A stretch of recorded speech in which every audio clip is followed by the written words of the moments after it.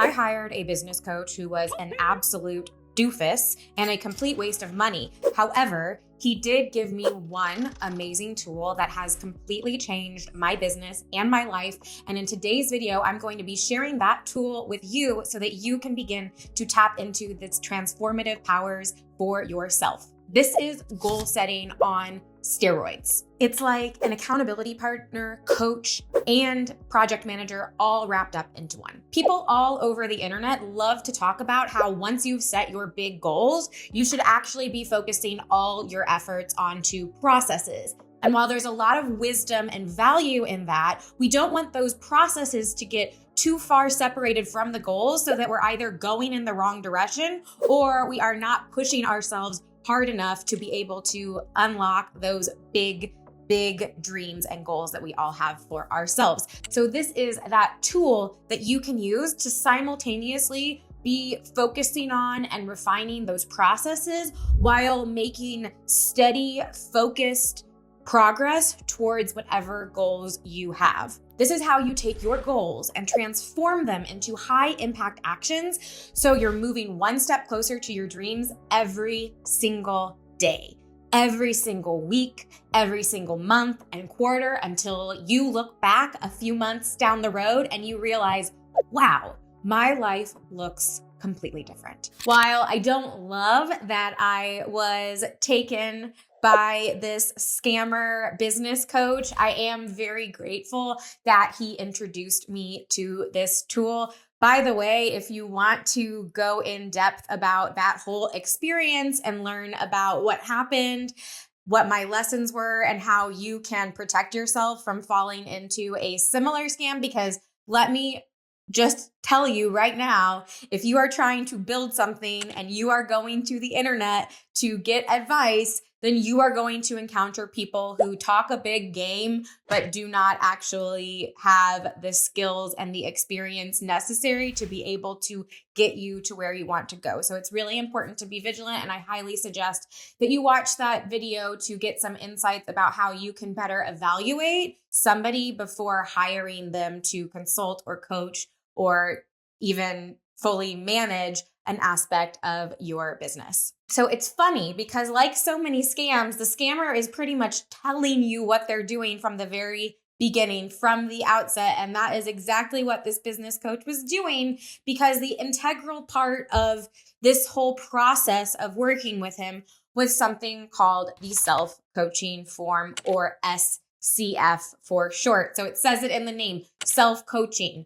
I was the one doing my own coaching. He was just there telling me about his failed acting dreams and wanting to get all philosophical with me while I was really trying to push my business forward. But the self-coaching form has been something that I have used every single week for years now. And I was actually just journaling over the weekend and thinking about and reflecting about what my life looked like a few months ago, back in September and October. And I realized that through the diligence and the practice of this self-coaching form, that all of the big areas in my life, both personally and professionally, I had done a complete 180. They looked so different from what I was feeling frustrated by and what I was complaining about and what I was feeling down about, because I was so focused and clear and deliberate with what I wanted to achieve, and then making sure that I was taking those steps necessary to do it. And don't worry, if you are wanting to adopt the SCF for yourself, I have created a simple download at the link below that you can grab and then use and modify and start to unlock and tap into the transformative powers of this weekly practice. So the SCF is something that you do once a week. I have actually experimented with doing this at the beginning of the week and the end of the week. So I've done it on Mondays and I've done it on Fridays. What I've found for myself is that I think it's more effective for me to do it at the end of the week, which for my weeks is a Friday. And that's because it allows me to be able to reflect back on the entire week and then also plan out my next week so that when I get back to the computer on Monday, I am able to dive in head first, not being pulled by other people or things, or feel like I am getting distracted by urgent things that popped up over the weekend. But I know with crystal clear clarity, this is what I need to be doing today, tomorrow, and the rest of the week if I want to make sure that I am living up to the intentions that I committed myself to. And that is really the key element of all of this. But what's also so important is that this isn't just something that is contained on a weekly basis, but this is one document that you're continuing to add to every single week throughout the year. I hold my year and quarter goals right at the very top. So these are things that I am looking at and thinking about and strategizing with on a weekly basis as I am setting my goals. And that, I think, is really a key part of this whole process, because so often it's easy to just be creating a to-do list or to be reflecting on the week and be looking at that as something that is its own self-contained universe. However, when you are working on something really big, you need to understand how that fits into the larger vision, the bigger puzzle, if you will. And so this is that key that allows you to be able to do that. So let's go ahead and take a look at what the questions are. So as I mentioned, I have my 12-month goals and then I have my quarterly goals. And something else that I started doing was there are a few goals that are really easy for me to be tracking metrics on. And so I'm actually tracking those metrics at the very top of every week's self-coaching form evaluation. So I am able to look at that and see my progress from week to week and then be able to scroll back and see how over the month it's changed. And that is also helping keep me very focused and aligned on the direction that I'm moving in and being able to really make sure that I'm carving out time and energy to be strategizing to achieve those goals that I am setting for myself. So I have those metrics alongside those monthly and quarterly goals. I'm also using this both for my business and for my personal life. I feel that those two aspects are very interwoven, and what I'm doing for myself personally also has massive impact on what I'm able to do and how I'm able to show up in my business. And so I keep both of those here. So I'm really using this as a tool for myself as a whole individual, but you could just as easily use this only for your personal life or only for your business life, depending upon your needs. So what I love about this is that it's very adaptable and it's really something that you should be making your own. You don't have to feel like you are beholden to this framework just because it is something that was dictated to you. In the same way that I have modified it, you can modify it too. So then I have the date, my metrics, and then these are the questions. So what have you achieved in the last week in any or all areas of your life? So this is where I'll go through all the things that I've done, any goals or milestones that I may have met, any accomplishments or hard things that I followed through on. And again, I use this both for my personal and professional life. Are any actions not done or incomplete from last week? So this is where I am looking at everything that I committed to the week before, and I'm comparing it to what I've done. And if there are things that I didn't do, then I am writing those down. Now, one of the big modifications that I've made for this is I found anyway, that it wasn't enough to simply say, okay, well, these were the things that weren't done.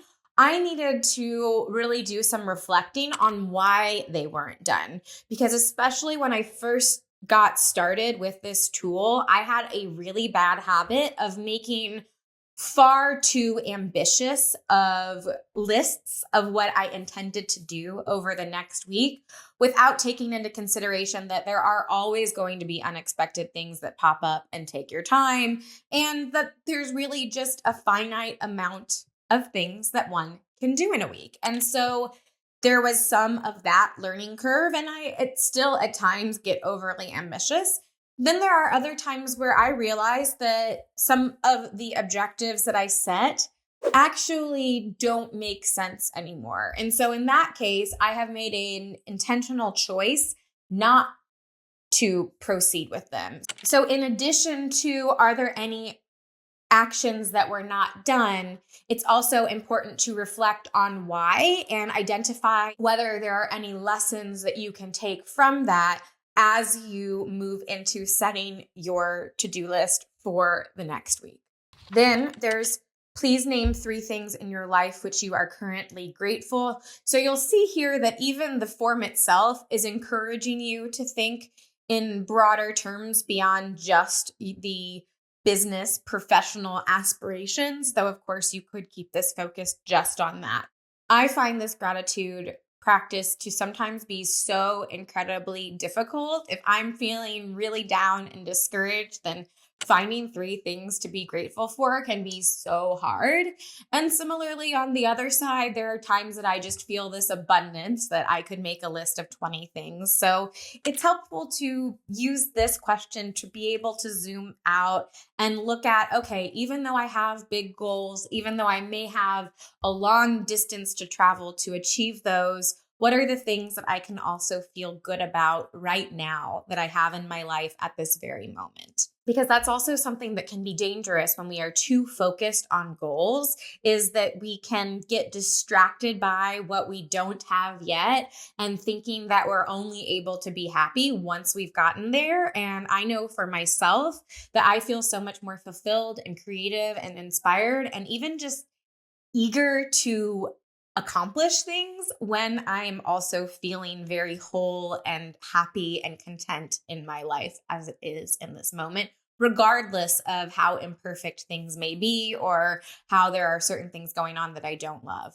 What concerns or challenges, if any, do you currently have? So this is where maybe there's something going on, an employee is having a problem, or somebody quit, or there's an issue with a client, or any of those types of things. Or maybe I'm having my own personal struggles. I'm lacking confidence, or I'm feeling discouraged by the way that a video performed, or that I'm not achieving what I wanted to be with this particular marketing asset. Whatever it is, it's helpful to just be putting that down and be aware of what that extra resistance might be that you're needing to push through or contend with or deal with. On the opposite side, what are opportunities that exist, or what are some opportunities that you can create for yourself this week? So this is starting to get you thinking a little bit more expansively and looking forward at the week ahead. So we're shifting from where we've been, what we've done, how we feel, to where are we setting our sights for the next week. Now, this next question, number 6, is the one that I like the least on the self-coaching form, but you may find it helpful, so I did want to include it, but oftentimes I skip it, which is, if you were to dream bigger for a moment, what additional goal would really make a difference in your life, or how could you expand on an existing goal? I feel like I'm really clear on what my goals are, and I don't need to be expanding them, and I don't need to be adding to them. Instead, I need to stay laser focused on those goals and not get too distracted by any of the other things that could pop up. So I personally don't find this helpful, but if you've maybe been playing it safe, or you feel like your goals are not as much of a push as they could be, then you may find this question a helpful tool to get you to begin to expand out and be more courageous in your dreaming. Number 7 is another question that I don't love, which is, if you were fearless this week, what action would be a stretch for you? I don't love it because honestly, I want to be stretching with not just one thing. I want my weekly to-do list to be full of things that stretch me, that push my comfort zone and my creative boundaries and help me know that I am making that steady, consistent progress towards my big goals. So you might find this helpful. I didn't want to just exclude it, but for myself personally, this is the mantra or the frame that I'm using for the next 2-part question. So then this is where we're bringing in the goals. And in this case, I'm bringing in my quarterly goals. So copy and paste currently we're in quarter 1. So through the end of quarter 1 goals here and the percentage that they are complete. So I take my personal and my professional goals, I copy and paste them there, and then I write down what percentage of complete they are, along with what progress I made on each of those or didn't make and why. So this is where we are making sure that before we get to the stage of setting our to-do list and our objectives for the next week, that we are checking in with our goals and making sure that we understand where we are and what we need to do in the next week to make sure that we are continuing to push that percentage up higher and higher towards that 100% before the end of the quarter. So then the next piece of that is list your specific 7-day goals that will move the ball further down the court for the 12-week goals that we've set. A lot of goals. In other words, what are the things that you are committing to doing that are going to push those goals forward? This. If you only did one part of the self-coaching form, it's this part, this 2-part question that is the most potent, which is having your quarterly goals right above your weekly objectives. So you are not setting those weekly objectives, that to-do list, planning out your week in a vacuum, but instead you are setting them deliberately to make sure that you are going to be moving forward on those goals. And this has been the biggest game changer for a few reasons. One is if I'm looking at what I already have planned on my calendar for that next week, and I'm realizing that there's tension between what I have planned and what I need to do to move my goals forward, then I now have an opportunity to recalibrate and figure things out. So am I going to recognize, okay, well, I have these obligations and that's just what it is, and I'm not going to be able to make as much progress this week, so I need to be sure to keep next week's calendar super duper clear? Or do I need to cancel and rearrange some things so that I do have some concentrated time to be able to focus on these goals that I have? Or perhaps I'm going to need to be a little bit more strategic with eking out those little bits in between and making sure that I am locked in and really focused with every spare moment that I have. Every week is different, but this allows me to make sure that I am planning my objectives in a way that is also going to be in sync with what my calendar looks like. And that was something that when I was setting my goals and during my SCF on Monday started to make me feel a little bit disconnected, because even though I had planned my Monday on Friday, because I always like to plan my next day the day before, then I was getting into this weird zone of, well, my week is doing one thing and I'm feeling like I need to go in this other direction, and there was tension. Whereas when I do it on Friday, I'm able to be much clearer headed with all of that. Well, the third part of question 8 is, what could someone else be doing? So what on your to-do list, what on your objectives list could be delegated or could be hired out, so that maybe these are not all things that you actually need to be doing. These are just things that need to be done. So if you really digest all of this, it's bringing a lot of different elements, a lot of different productivity philosophies, combining them all into one very simple document. And what's also super cool is now that I've been doing this for 3 or 4 years, I'm able to look back over the years and see not only the progress I've made, but the way that I've become more committed to upholding and honoring the objectives that I set for myself. Because I'm never somebody that is going to slack on a commitment that I make to others. But for a very long time, I was very quick and easy to make excuses about commitments that I'd made for myself. Okay, I commit to doing this. And then we get to that day and I'm full of reasons and rationales as to why this isn't the best time. And this SCF, this self-coaching form, will make that very clear to you if you are somebody that struggles with that too. So it's going to show you all the things that are standing in your way, all of the different techniques that you have for getting in your own way, but it also, through that, is going to help show you what you need to do to finally begin to make that progress and change your life in a meaningful way. So as I mentioned, if you want to try the SCF for yourself, there is a link below where you can fill out the form and get a free download for your own self-coaching form. Thank you so much for watching. I definitely recommend that you subscribe, stick around, and see what's next. I maybe even watch whatever video YouTube is recommending that you take a look at. Should be right here, right now. Thank you so much for watching, and I will see you at the next video. Bye.